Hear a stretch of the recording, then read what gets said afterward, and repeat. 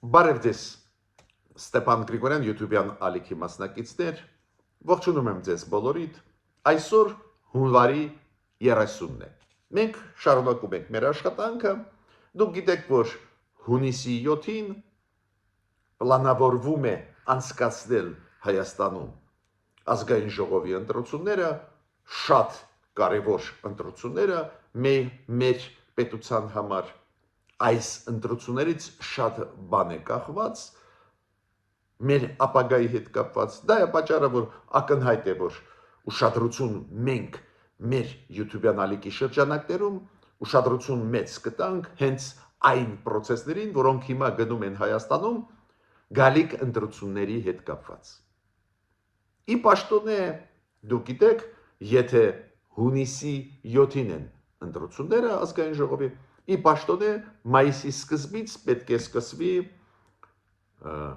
նախընտրական կամպանիան։ Նախընտրական արշավը կսկսվի մայիսից, բայց ռեալ նախընտրական արշավը սկսվեց։ Ես համարում եմ երեկվա օրը հունվարի 29-ը նախընտրական արշավի ոչ ֆորմալ սկիզբը։ Երեք պրես կոնֆերանսներ տվեցին եւ վարչապետ Նիկոլ Փաշինյանը եւ նախկին նախագահ, երկրորդ նախագահ Հայաստանի Ռոբերտ Քոչարյանը։ Ու ռեալ նախընտրական process-ը Հայաստանում սկսվեց։ Կոշտ էին ձևակերպումները այս պրես կոնֆերանսում եւ գործող իշխանության առաջնորդի Նիկոլ Փաշինյանի եւ նախկինների իդեպս Ռոբերտ Քոչարյանի։ Իրար նկատմամբ առանձին տրված պրես կոնֆերանսերում բավական կոշտ ձևակերպում էին տրված։ Մենք գիտենք, որ լարված է վիճակը մեր ներքին քաղաքական ոլորտում։ Իդեպ ասեմ ձեզ ԵԽԽՎ-ն, Եվրախորհրդի խորհրդական վեհաժողովը, որը հիշում եք, ես ասել եմ ձեզ մի քանի օր առաջ ընդունեց բանաձև կապված այն մոնիտորինգի հետ, որը անց է կացվում ԵԽԽՎ-ի կողմից Ադրբեջանում, Վրաստանում, Մոլդովայում, Հայաստանում, այն մասով, որը վերաբերվում է Հայաստանին, մենակ մի դիտողություն կար, որ Հայաստանում լարված է վիճակը, ներքին լարված է վիճակը իշխանության եւ ընդդիմության միջև, ու այդ լարված վիճակը խանգարում է քաղաքացիներին հասկանալ ծրագրերը, կուսակցությունների ցանկությունները, կուսակցությունների, բայց ինչ ունենք, այդ ունենք։ Մեզ մոտ կա բազմակուսակցություն, զարգացած չի շատ, բայց կա պայքար քաղաքական, ցավով պայքարը շատ ծանր է գնում, սուր է գնում,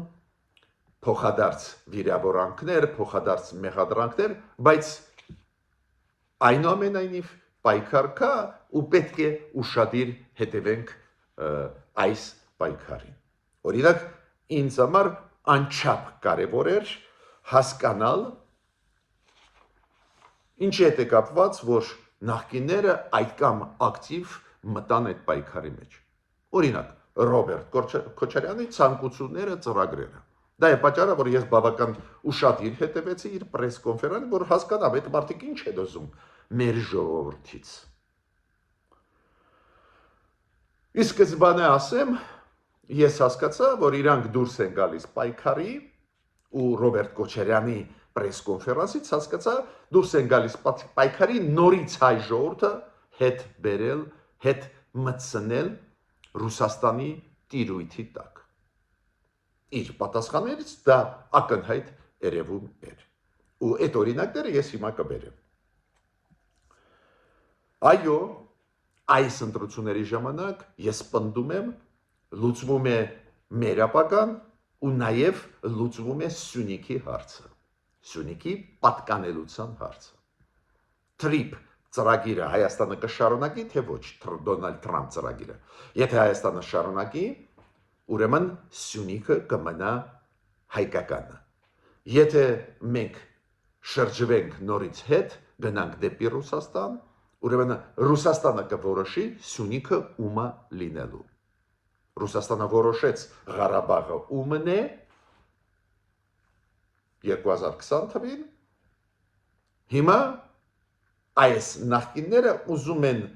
մեզ հետ տանել դեպի Ռուսաստանը, որ Ռուսաստանը որոշում ընդունի Սյունիքը ումն է։ Այս տպավորությունը ինձ մոտ հստակ ձևավորվեց։ Հիմա որն են գլխավոր թեզերը, որոնց լսելով Ռոբերտ Քոչարյանից ես կարող եմ ասել, որ շատ ու շատ ռուսական նարատիվներ կրկնեց երկրորդ նախագահ։ Ես հիմա կթվարկեմ, նաև այնտեղ կային դրույթներ կապված պահանջատիրության հետ։ Նայեք, Ռոբերտ Քոչարյանը ի պաշտոնե ասեց, որ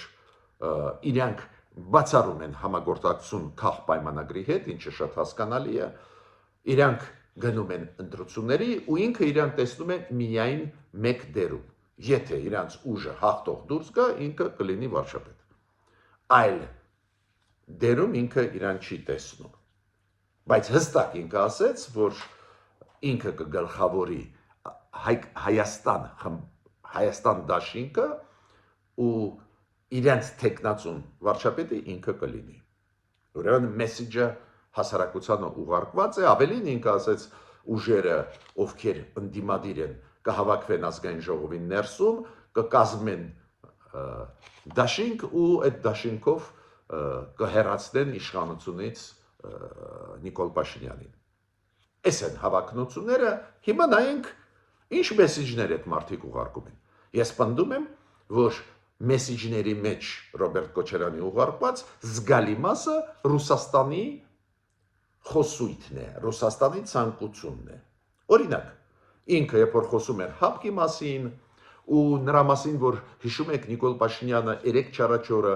հայոց բանակի օրվա կապակցությամբ, որ իր ուղերձում ասեց, որ հապկի անդամ լինելը խանգարում էր ձեռք բերել զենք, քանի որ այդ զենքը եթե մենք ձեռք բերեինք ու հապկի անդամ էինք, դրա գաղտնիքները կարող էին անցնեին այլ երկրների ձեռքը, դա պարզ է, Ռուսաստանը նկատի ունի։ Հիմա երբ որ հապկից խոսած Ռոբերտ Քոչարյանը, երբ որ ինքը խոսեց ռազմատեխնիկական համագործակցությանը տարբեր երկրների հետ, համեմատեց Ռուսաստանի հետ, անընդհատ գովում էր Ռուսաստանի զենքը, գովում էր ու բերում էր արգումենտներ իօքուտ դրա, որ պետք է Ռուսաստանի հետ զենք զինամթերքի հարցով աշխատենք, արդարացնում էր հապկի պահվածքը, ասում էր, բայց մենք ինչ ենք արել, որ հապկը չփչացնի մեզ այդ հարաբերությունները, մենք ոչ մի քայլ չենք անի։ Կոպիտ ասած Ռուսաստանի եւ հապկի նարատիվները կրկնեց, որ Հայաստանն է մեղավոր, որ իրանք մեզ չաջակցեցին 2020 թվին, 2023 թվին, նարատիվները շատ հստակ էին։ Չասվեց մի բառ, որ Հայաստանը տվեց փող Ռուսաստանին ու այդ փողի դիմաց մենք մինչև այսօր չենք ստացել այդ զենքերը։ Դες Ռուսաստանը չի տալիս մեզ զենք։ Բայց ինքը գովում էր Ռուսաստանի զենքը, ասում էր, որ ավելի ցածր գներով տալիս էին մեր զենքը, բայց չգիտես ինչու չասեց, որ Իսկանդերը չկրակեց պատերազմի ժամանակ։ Հրաման տրվեց, պարզվեց, որ Ռուսաստանը անջատեց այդ չիպը ու չկրակեց Իսկանդերը։ Ոչ մի բառ դրա մասին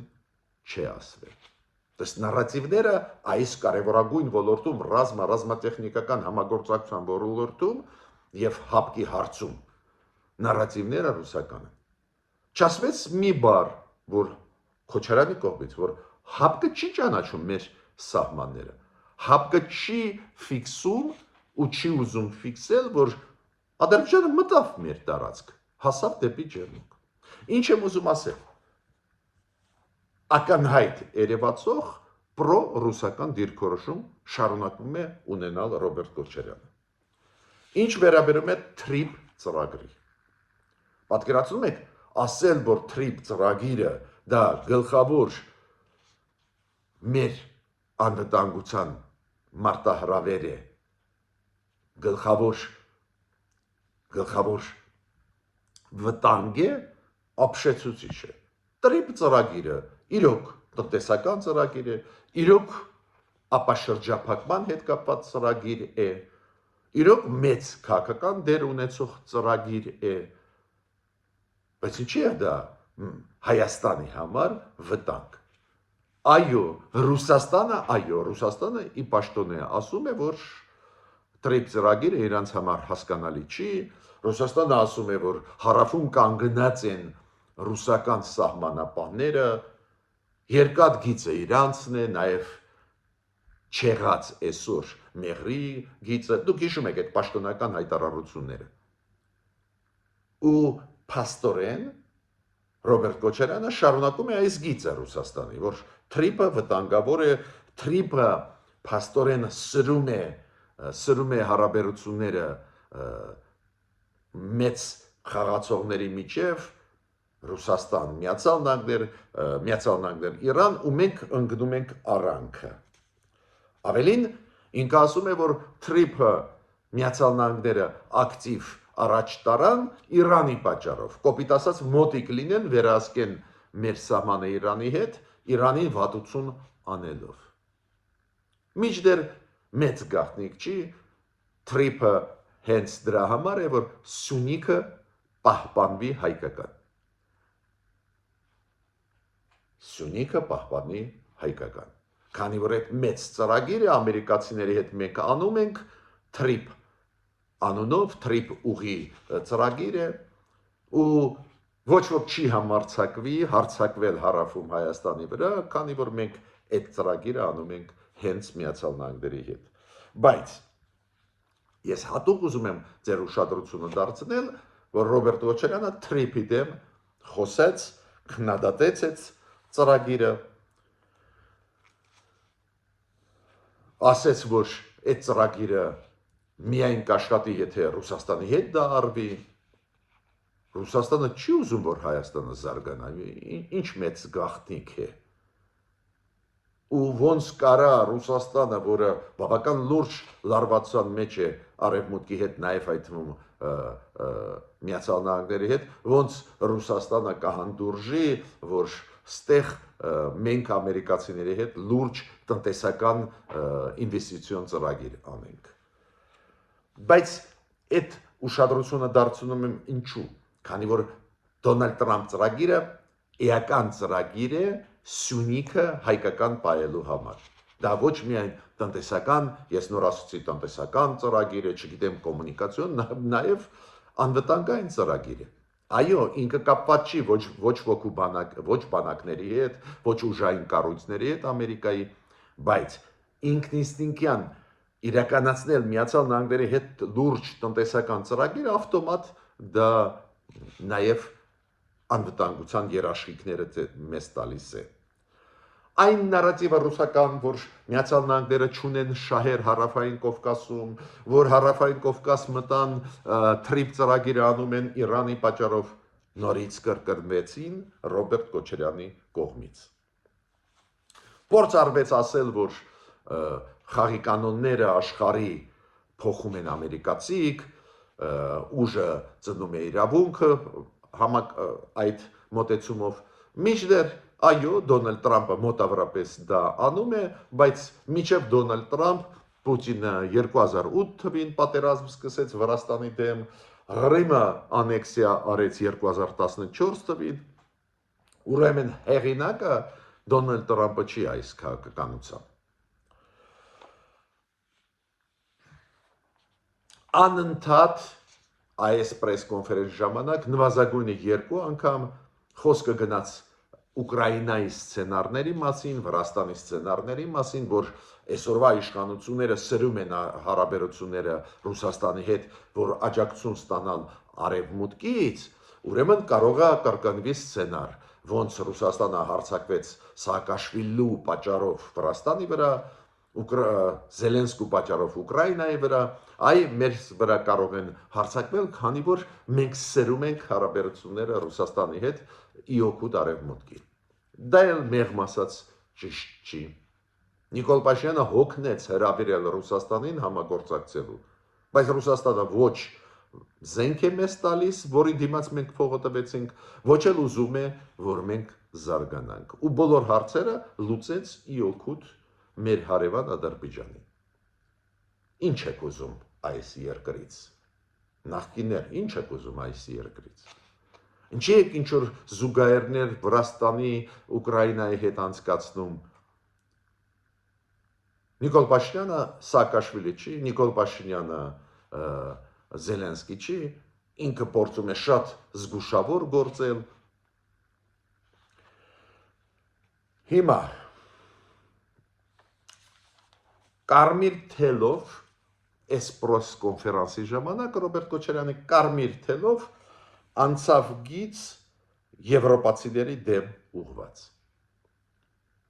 Անընդհատ խոսվում էր դրա մասին, որ Եվրոպան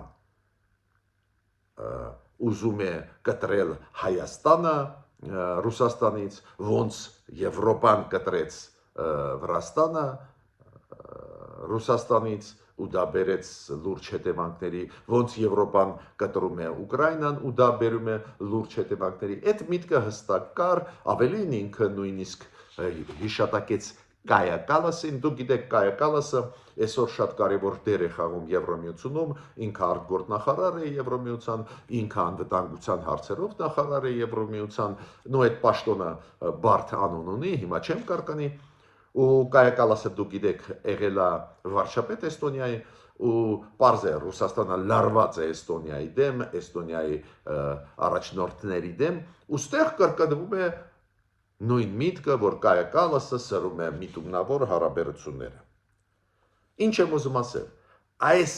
նարատիվը, գիծը Եվրոմիության դեմ, որ տանում է Ռուսաստանը Կայա Կալասի դեմ, Ռուսաստանը հիմա ասում է, մենք սպասում ենք, որ Կայա Կալասը դուրս գա իր պաշտոնից, մենք լսեցինք այս պրես կոնֆերանսում։ Ես այս նարատիվների ռուսական հատուկ ուզում եմ ուշադրությունը դարձնել, ցույց տալու համար, որ մեր նախկինները չեն փոխվում, ոնց իրանք պրոռուսական գիծ տանում էին ու բերեցին իրոք կատաստրոֆիկ ծանր վիճակի Հայաստանը, հիմա էլ ուզում են վերադարձնել Ռուսաստանի տակ դնել նորից Հայաստանը։ Մեկ նարատիվ կար, որը Ադրբեջանի հետ առնչվում է, որ Ալիևն է ուզում, որ կա խաղաղություն։ Երբ որ Ալիևը չի ուզենա, չի լինի խաղաղություն, մոտավորապես այդ միտքը ասեց Ռոբերտ Քոչարյանը։ Այս կոնցեպտը, որ խաղաղությունը թելադրում է Ալիևը, որ Ալիևն է ամեն ինչ որոշում կառավարում, դա Ադրբեջանի նարատիվ է, Ադրբեջանի ասացվածքն է։ Դու գիտեք Իլհամ Ալիևը միշտ իր դերը առաջ է տանում, իր դերը միշտ շեշտում է այդ խաղաղության process-ում։ Մինչդեռ պետք չի լինել, չգիտեմ, շատ մի բարձր մակարդակի վերլուծաբան հասկանալու համար, որ Հայաստանի դերը ու Նիկոլ Փաշինյանի անձամբ դերը բավական լուրջ է այս խաղաղության process-ում։ Նիկոլ Փաշինյանը հասկացավ, որ պետք է այս process-ը միջնորդական process-ը Ռուսաստանից փոկել, տանել դեպի Եվրոմիություն, Միացյալ Նահանգներ ու այդ տեղափոխությունը միջնորդների դերը հայ-ադրբեջանական հարաբերություններում Ռուսաստանից դեպի արևմուտք բերեց նրան, որ խաղաղության շանսերը ավելացան ու Հայաստանի դերը այդ process-ում ավելացավ։ Ոչ ոք չի ուզում քչացնել, փոքրացնել դերը Ալիևի այդ մեծ process-ում, պարզ է, եթե մենք չենք կրակում իրար վրա, ուրեմն Ալիևի դերն էլ կա, եթե Ադրբեջանը մեզ ծախում է բենզին եւ դիզել, որի պատճառով իջնում են գները, այդ ապրանքների Հայաստանի ներսում, եթե Ադրբեջանը թողնում է, որ իրենց տարածքով ծորենը մտնի Հայաստան, ուրեմն իրենց լումանել այդ process-ում կա խաղաղության, ոչ ոք չի ուզում փոքրացնել, բայց այն, որ Հայաստանի դերն էլ կա, միանշանակ է, բայց ստեղ նորից այլ երկրի դերը մեծարում են կամ իրենց նարատիվները տարածում են նախկինները Հայաստանի ներսում։ Ու պահանջատիրության խնդիր Ռոբերտ Քոչարյանը անդրադարձավ Ղարաբաղի հայերի իրավունքներին, Ռոբերտ Քոչարյանը անդրադարձավ մի շարք պատմական էջերի ու ասեց, որ մենք չպարտավոր չենք սահմանափակել մեզ մեր ֆորմալ սահմաններով, նաև ասեց, որ ինչ պրոբլեմ կա քննարկել արցախցիների վերադարձի հարցը, իրավունքի վերադարձի հարցը։ Դա պահանջատիրությունն է, կոչվում է դա։ Այս զարգացման փուլում ես չեմ համարում ճիշտ SDD հարցեր դնել, օրինակ ընդդիմադիրներից մեկը հենց Հայաստան խմբակցության անդամներից մեկը 2 օր առաջ ասեց, որ Նախիջևանի հարցը Արարատ Միրզոյանը չի բարձրացրել, Նախիջևանի հարցը ոչ միայն Ղարաբաղի չի բարձրացրել Եվրոխորհրդում, Եվրոխորհրդի խորհրդանական վերաժողովում։ Դա կոչվում է պահանջատիրություն, ինչի բերեց նա, մենք բոլորս գիտենք, ուրեմն ուզում եմ ասել, որ այս մարդիկ նախկինները չեն փոխվում։ Այդ քաղաքականությունը իրանք վարում էին նվազագույնը 20 տարի, Սերժ Սարգսյանի ժամանակ, Ռոբերտ Քոչարյանի ժամանակ, արդյունքները մենք տեսանք, ու հիմա իմ կարծիքով փորձ է արվում հետ պտտացնել անիվը։ Նիկոլ Փաշինյանի պրես-կոնֆերանսից ես մենակ կբերեմ մեկ հատված, քանի որ իր դիրքորոշման մասին մենք շատ ենք խոսացել, դուք գիտեք իր դիրքորոշումը, համագործակցություն Ադրբեջանի եւ Թուրքիայի հետ, ի վերջո նորմալացում հարաբերությունների, կարգավորում այս կասեին հարաբերությունների, ապա շրջափակում, խաղաղ կեցություն հարևանների հետ, չեմ կրկնի այդ իր մոտեցումները կամ ռեալ Հայաստանի մոտեցումները չեմ կրկնի, բայց մեկ դիպուկ Ռոբերտ Քոչարյանի մասին դիպուկ ասածը իր ես ուզում եմ նշել։ Ինքը ասեց, որ ինքը տեսնում է, որ այն գիտելիքները, այն ինֆորմացիան, որը ունի Ռոբերտ Քոչարյանը, անհույս հնացած են։ Դες այդ մարդիկ շարժվում են հնացած ինֆորմացիայով եւ գիտելիքներով։ Այո, հարգելի Ստեփան Գրիգորյան, YouTube-յան ալիքի մասնակիցներ, զարգացումները գնում են, շատ հետաքրքիր զարգացումները գնում են, ու մենք անպայման ներքին քաղաքական հարցերին անդրադառնանք։ Հիմա ուրվագծվում են քաղաքական ուժերը, ֆիքսվում է, ովքեր առանձին կմասնակցեն, ովքեր կմասնակցեն դաշինքների շրջանակներում։ Հիմա այդ աշխատանքը գնում է, մենք անպայման կներկայացնենք ձեզ այն խաղացողներին, ովքեր ֆիքսեցին, որ կմասնակցեն, նաև կնշենք այն ուժերին, ովքեր իրոք շանսեր ունեն անցնելու, բայց ակնհայտ է, որ այս ընտրությունները կանցնեն գլխավոր դրոշի տակ։ Այսօրվա իշխանություն, նախկին իշխանություններ։ Այդ գլխավոր բանավեճը, գլխավոր պայքարը քաղաքական կանցնի այդ կոնտեքստում։ Այսօրվա իշխանություն, նախկինները։ Ու պետք է շատ ուշադիր հետևենք կարգախոսներին, մոտեցումներին։ Այս պրես-կոնֆերանսը անցկացված երկրորդ նախագահի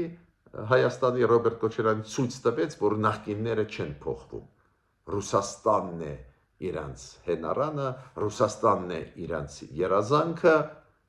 չնայած որ հենց Ռուսաստանը մեզ զրկեց մեր հայրենիքի, պատմական հայրենիքի մի մասից, Ռուսաստանն է չկատարե մեր առջև ստանձնած դաշնակցի պարտավորությունները,